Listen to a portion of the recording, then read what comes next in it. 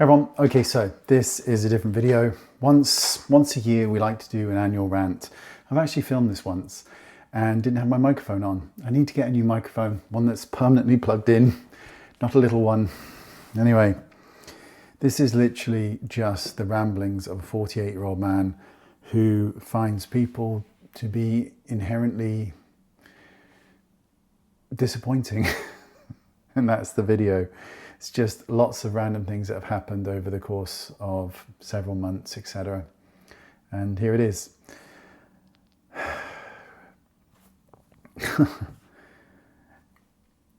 Tomorrow, or when you watch this, I'm with BT Business and they are installing fibre here. Now just there, the neighbours there, they've had fibre for 4 years. Not us. We're in a cul-de-sac and they consider us to be a different postcode, even though we're all in the same cul-de-sac. So we didn't get the fibre, it's just arrived. And I was grateful for it and I was on the app doing it. And I couldn't get it to work through the app and the cost is about £51. So I phoned up BT Business, who by the way are very, very difficult to get hold of. Very, very difficult. They're not easy at all. But I called them and said, hey, look, I'd like to do this, but I can't do it through the app. They said, fine, great, we can help you. It'll be £70, 20 quid more. I say, what? I say, I've got it on my app. This is your app.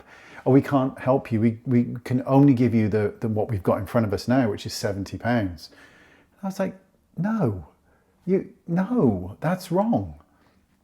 So I didn't do it. And I phoned up again because I really wanted to get fibre here. We've got very slow internet.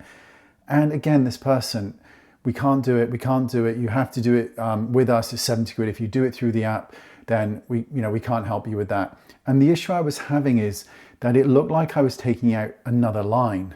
And I wasn't. I just wanted one line. And I said this to the person. And the person responded by saying, it could very well you're taking out another line. And that means you'd have 2 bills to pay. But if you do it with me for 70, so I called back a third time, and this time I pressed record on the phone. That time, however, I spoke to somebody who could absolutely do it for the price of the app, because that's BT, right? I can even lower it slightly, £1 less than that.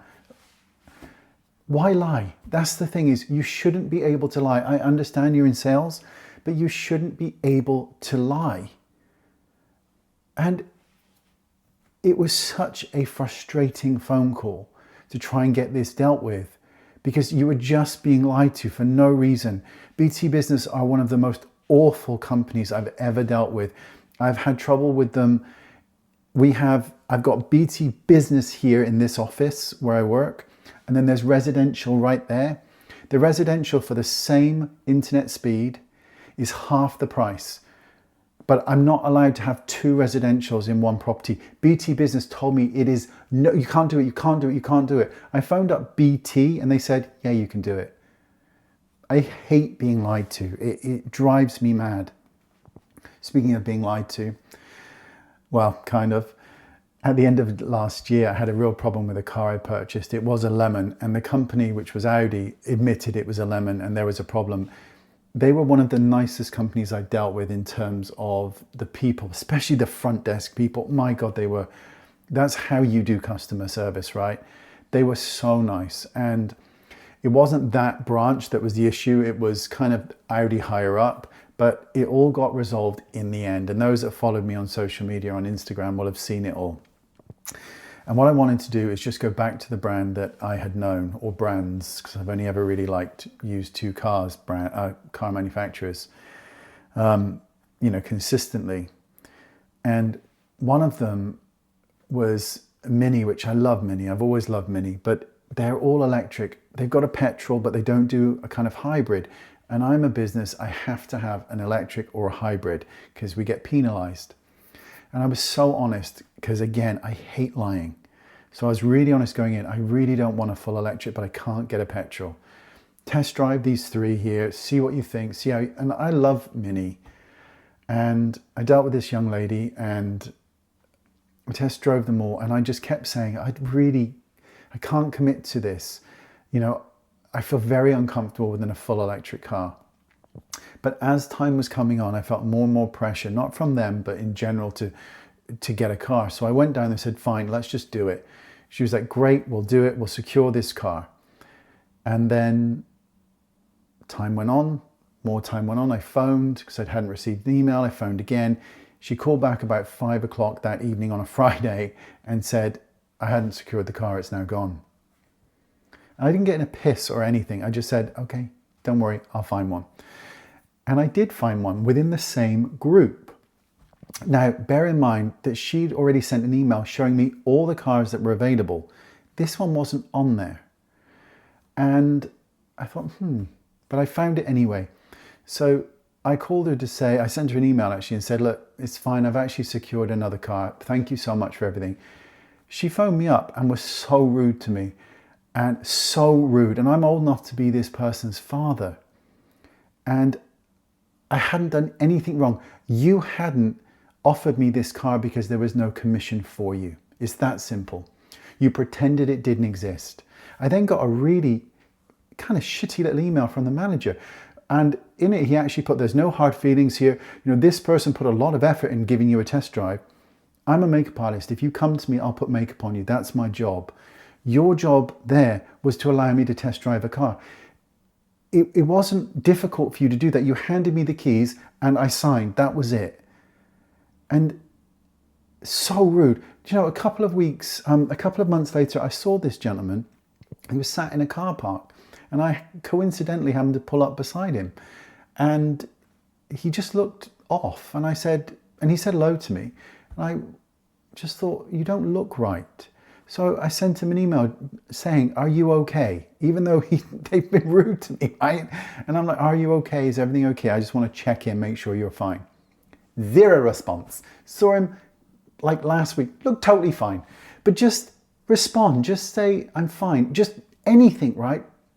It just, honestly, people, I do not get why people behave the way they are. In the social media aspect of things, I've always said it, I'm not one of these people that is inundated with floods of things and offers. It doesn't happen, right? Now, around me here and in the house, we kitted out the house over time with this one company, and they build all this custom, it's not custom, they pretend it's custom, it's not custom, furniture.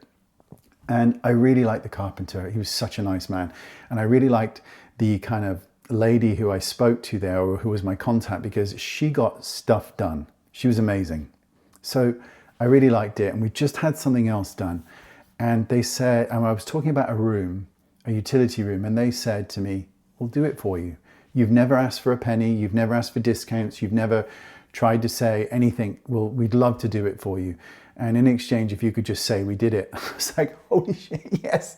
I was so grateful, right? Because this was just amazing. And we really wanted to do this utility room. And we spoke to the people and we did the drawings. And then there was silence and more silence and months of silence. And it was supposed to be done before, I think it was November originally. And it was like August time. And the person we were speaking to was just so uncommunicative. Communicative, is that a word? He wasn't very good at communicating at all.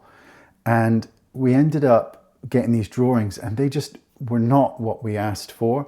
So they redid the drawings and we were really specific, saying we don't want these stacked. We don't want, please, because it's a problem. And we waited and waited and then we got them back. And they literally did the same thing again. And it even made it worse by having us to remove a radiator and things we just didn't ask for. And I just thought, and because we just wanted it done, I was like, yeah, it's fine, great, thank you so much. Can we just get it moving? Silence. This person was just so hard to deal with. And I couldn't work out why. And in the end, there was only a week before things were going to get done.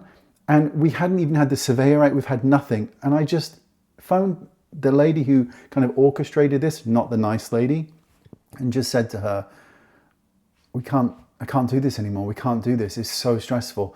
To say she didn't care would be an understatement. She just did not care at all. She wasn't rude. She was just completely like, whatever.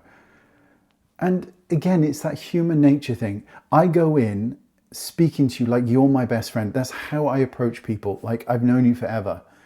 And I am treated so piss poorly back, whether it's with cars or BT or this company that builds custom stuff. I'm treated so piss poorly.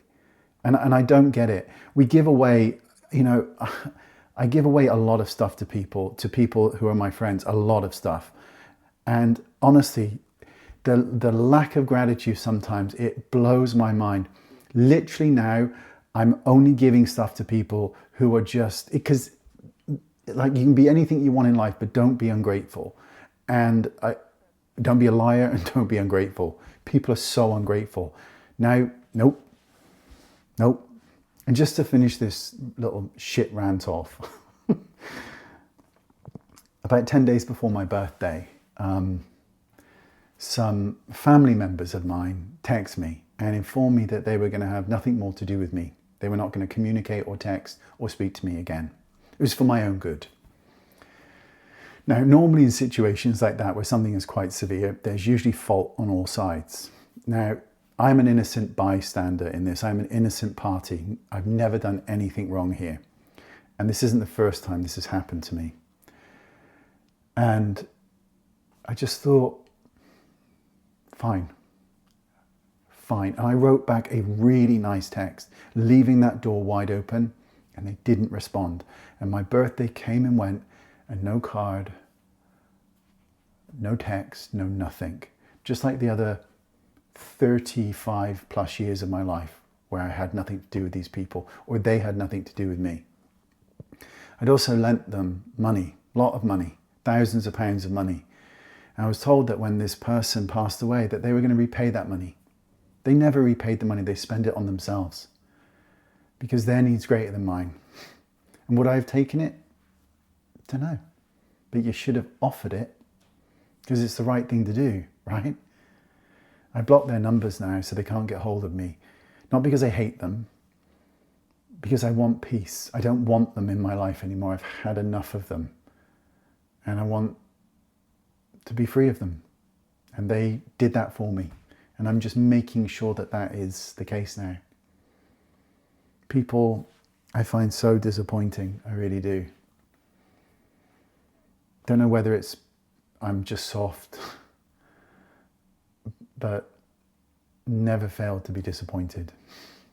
But there you go. Enough of that. Tell me your disappointments. Tell me them in the comment section. Because nothing cheers me up than hearing about your pain too. Let me know. Really appreciate your time. Thanks for listening on this rant of a 48-year-old. Bye-bye.